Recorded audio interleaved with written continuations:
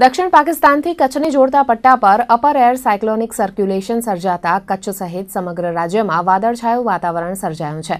જિલ્લામાં મોડી સાંજે અબડાસાના નલિયામાં ધીમી ધારે વરસાદ શરૂ થયો હતો।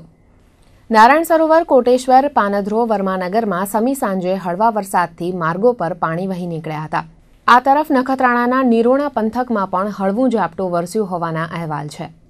તો રાત્રે 9 વાગ્યાના અરસામાં ખાવડા પંથકમાંથી પણ હળવા વરસાદના અહેવાલો મળ્યા છે। તો વાતાવરણમાં આવેલા એકાએક પલટાના કારણે કડકડતી ઠંડીમાં કચ્છને ઘણી રાહત મળી છે। વાદળછાયા વાતાવરણના પગલે જિલ્લામાં એક જ રાતમાં લઘુત્તમ તાપમાનનો પારો 4.5 ડિગ્રીથી લઈ 3 ડિગ્રી સુધી ઊંચકાયો છે।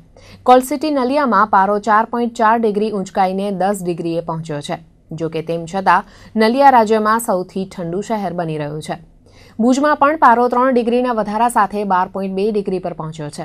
કંડલા પોર્ટ ખાતે 2 ડિગ્રીના વધારા સાથે લઘુત્તમ તાપમાન 11.2 ડિગ્રી અને કંડલા એરપોર્ટ ખાતે 2 ડિગ્રીના વધારા સાથે પારો 14 ડિગ્રીએ પહોંચ્યો છે।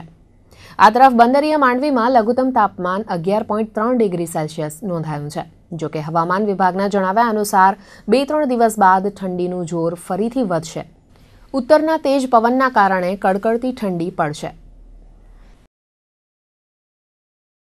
देखिए, कल तक तो मौसम ऐसे ही रहने वाला है। मतलब अभी आप मिनिमम टेम्परेचर देखें, आज का अभी 12.2 है, जो कि सामान्य से 4 डिग्री ज़्यादा है, और मैक्सिमम टेम्परेचर भी 29 के करीब रहने की संभावना है, जो कि सामान्य से 2 डिग्री ज़्यादा है। परंतु 22 तारीख से अभी हमारा जम्मू कश्मीर और हिमाचल में बर्फ़बारी होगी। आइसोलेटेड प्लेस पे काफ़ी हैवी स्नोफॉल होगा, जिसके कारण चूँकि नॉर्दर्ली विंड चलने की संभावना है 22 तारीख के बाद, तो इसलिए निश्चित रूप से ठंड 22 तारीख से लेकर 26 तारीख तक बढ़ेगी। और यदि पवन की बात करें तो 24 तारीख से पवन की गति भी बढ़ेगी, और 26 तारीख को और ज़्यादा रहेगी पवन की गति। मतलब 24 को की शाम से बढ़ना शुरू हो जाएगा। और क्योंकि एक गुजरात के ऊपर भी एक आपका साइक्लोनिक सर्कुलेशन बना हुआ है, जो कि 1.5 किलोमीटर हाइट का है, उसके कारण से परसों, कल और परसों 2 दिन हल्का रेनफॉल भी कहीं कहीं देखने को मिलेगा गुजरात में, पूरे गुजरात रीजन में। આદિપુર અને અંતરજાળમાં થયેલી 2 લૂંટ કેસનો ભેદ ઉકેલી પોલીસે 3 આરોપીઓની ધરપકડ કરી છે। ગત 17 ડિસેમ્બરે આદિપુર ઓમ સિનેમા પાસે 2 બાઇક સવાર શખ્સોએ 2 યુવકને લૂંટી લીધા હતા। કેરેલાનો વતની સીજો સન્ની જોસેફ અને તેનો મિત્ર અન્ય દોસ્તની બાઇકમાં પેટ્રોલ ખૂટી પડ્યું હોય મદદ માટે જતા હતા। ત્યારે રસ્તામાં ત્રાટકેલા 2 બાઇક સવાર લૂંટારાઓએ સીજોનો 10,000 રૂપિયાની કિંમતનો મોબાઈલ ફોન લૂંટી લીધો હતો। એટલું જ નહીં, છરીની અણીએ સીજોના એટીએમ કાર્ડમાંથી 6,000 રૂપિયા ઉપડાવી લીધા હતા। તો ગત 12મી જાન્યુઆરીએ અંતરજાળમાં ટ્યુશનથી પરત ફરી રહેલા કિશન દાફડા નામના એક વિદ્યાર્થીનો મોબાઈલ 2 બાઇક સવાર યુવકે લૂંટી લીધો હતો।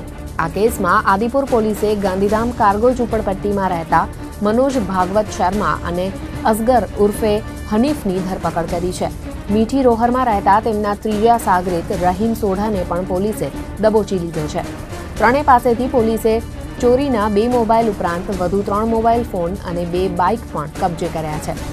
આરોપીઓની પૂછપરછમાં લૂંટના અન્ય ગુનાનો ભેદ ઉકેલાય તેવી શક્યતા છે। જોકે સમગ્ર ઘટનામાં પોલીસે લૂંટારાઓને ઝડપી લીધા બાદ લૂંટ કેસની ફરિયાદ ચોપડે ચડાવી હોવાનું ચિત્ર ઉપસ્યું છે। ભુજના શાંતિનગરમાં સમા કોમના 2 જૂથ વચ્ચે સોમવારે બપોરે સામસામું હિંસક ધીંગાણું થયું હતું, જેમાં પોલીસે રાયોટિંગની કલમ હેઠળ બંને પક્ષના 30 લોકો વિરુદ્ધ સામસામી ફરિયાદો નોંધી છે। બંને પક્ષના કુલ 9 લોકો ઘાયલ થયા છે। એક પક્ષે દારૂના આથાથી પશુઓને નુકસાન થતું હોવાના વિરોધમાં હુમલો કરાયાનો આરોપ કર્યો છે, તો અન્ય પક્ષે 2004ના હત્યા કેસની અદાવત જવાબદાર ઠેરવી છે। પોલીસે પણ દારૂની ભઠ્ઠીઓના કારણે નહીં, પરંતુ 10 વર્ષ જૂના હત્યા કેસની અદાવતમાં આ ધીંગાણું થયું હોવાનું પ્રમાણપત્ર આપ્યું છે। હિંસક હથિયારોથી ખેલાયેલા ધીંગાણાનો બનાવ ભુજમાં ચર્ચાસ્પદ બન્યો છે। આ બાબતે એવી વિગત છે કે બંને સમા કોમના માણસો છે, અને આ કામના જે જબાર નૂર મોહમ્મદ સમા અને મહમ્મદ કમાલ આ બધા લોકો એક જ જાતના છે। અને જબાર નૂર મોહમ્મદ સમાનું અગાઉ 2004માં ખૂન થયેલું છે, એમને જૂની અદાવત ચાલી આવેલી છે। એના કારણે આ લોકો વારંવાર એકબીજા ઉપર હુમલાઓ કરે છે। અને આવી મારામારી કરે છે. દારૂ ગાળવાની વાત તો વચ્ચે ગઈ વખતે રાયોટિંગ થયેલું એ વખતે લોકો ગાળતા હતા અને એમના ઉપર ભઠ્ઠીના ને બધા કેસો પણ થયેલા છે. ત્યાર પછી હકીકત એવી મળે છે કે એ લોકોએ આ બધું બંધ કરી નાખ્યું છે. સમાચારો આગળ પણ જોઈશું, પણ તે પહેલા આ નાનો વિરામ.